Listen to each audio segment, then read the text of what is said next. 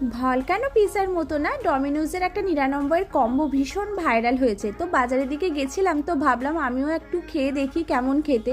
তো ওরা এখানে একটা মিনি সাইজ পিৎজা আর একটা কোল্ড ড্রিঙ্কস আর একটা ওই বিস্কুটের মতো ওই চপ বলা যেতে পারে, চিকেনের চপ দিচ্ছিল।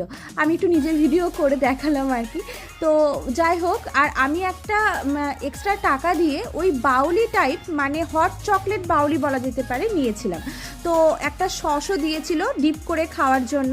তো আমি বলছি ডমিনোজের পিৎজা খেতে মোটামুটি লাগে আমার, কিন্তু এই কম্বোটা না একদম ভালো ছিল না। মানে শুধুমাত্র ওই 99-এ দিচ্ছেই, খাওয়ার টেস্ট খুব একটা ভালো ছিল না, আমার কাছে ভালো লাগেনি। তবে এই বাউলিটা খেতে ভীষণ ভালো ছিল, ভেতরে চকলেটটা খুব গরম ছিল আর অনেকটা পরিমাণে চকলেট দেওয়া ছিল আর খেতে ভালো ছিল, এই জিনিসটা ভালো লেগেছে। আদারওয়াইজ এই কম্বোটা আমার কাছে একদম ভালো লাগেনি, মানে আমি আর দ্বিতীয়বার খাবো না আর কি।